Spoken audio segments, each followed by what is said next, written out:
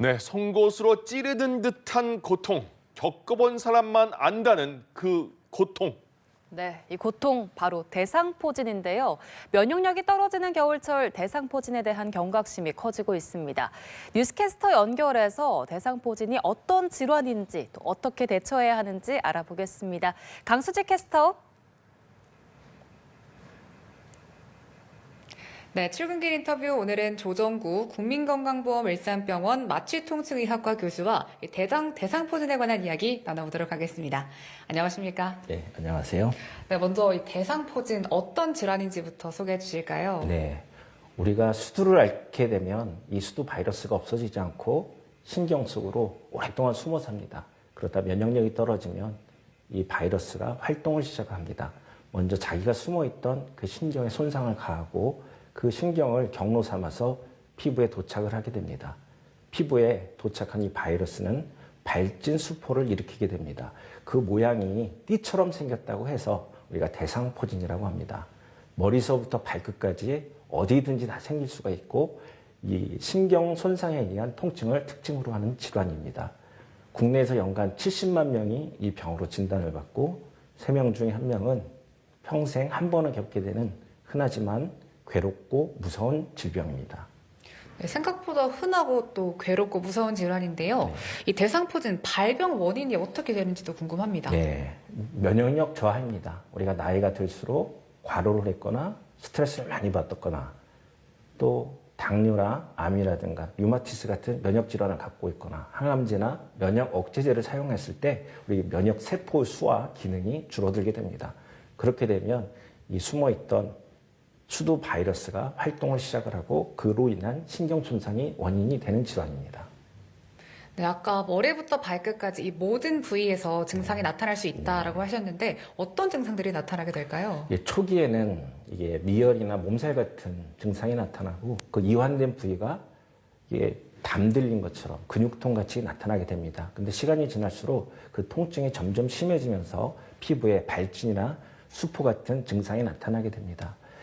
이 통증은 왜 이렇게 생기냐면 신경은 전기줄 같아요. 근데 껍질이 벗겨지면 스파크가 튀고 누전이 되고 합선이 되는 것처럼 신경도 마찬가지입니다. 그래서 환자들이 여기가 전기가 오는 것 같아요. 그리고 송곳으로 후비는 것 같아요. 불로 지지는 것 같아요. 옷깃만 닿아도 이게 칼로 베는 것 같아요. 심지어는 바람만 불어도 이 통증이 온다는 아주 심각한 통증을 호소를 합니다. 이 통증도 통증인데 대상포진이 무서운 이유가 합병증 때문이기도 하죠. 예, 그렇습니다. 이게 아프기만 하다면 이거는 괴로운 병이죠.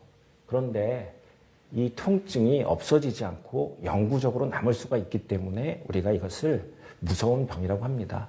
3개월이 지났는데도 통증이 지속이 된다면 이것은 이제는 완치가 힘들고 영구적으로 남을 수 있는 위험한 상태가 됩니다. 그러면 어떤 분들이 이렇게 대상포진 후 신경통으로 진행이 될까요? 첫 번째는 나이입니다. 50대 이상에서는 나이가 한 살이라도 더 많아지면 많아질수록 이 진행될 가능성이 높아지고요. 상처가 크면 클수록, 통증이 심하면 심할수록, 몸에 당뇨나 암 같은 질환을 갖고 있을수록, 그리고 치료 시기가 늦을수록 정서적으로 예민하거나 불안감, 우울감, 스트레스가 많은 분들이 이렇게 신경통으로 진행되는 경우가 많이 있습니다.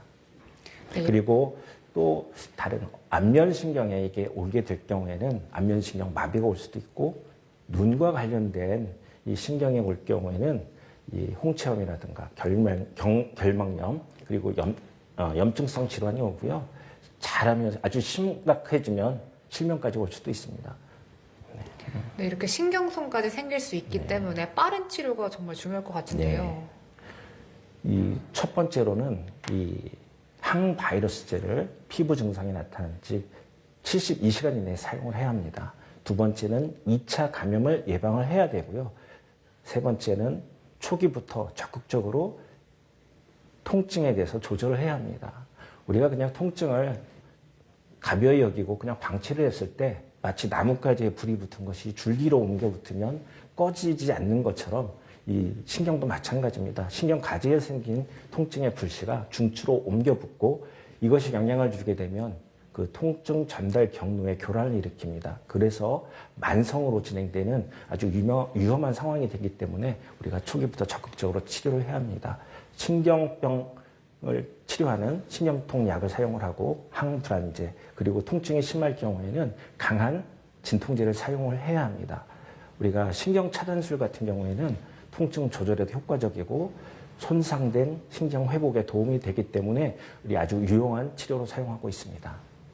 이 대상포진 백신이 있잖아요. 네. 예방접종을 하면 위험도가 낮아질까요? 네, 이게 완전하게 예방을 하지는 못합니다. 하지만 그 발병률을 낮추고요. 이 앓게 되더라도, 설사 앓게 되더라도 그 증상을 가볍게 앓게 지나가게 하고 또 대상포진 후 신경통으로 이완이 되는 것을 낮추기 때문에 이 50대 이상의 성인에게 그리고 또 면역력이 떨어져 있는 분들에게 권장하고 있습니다.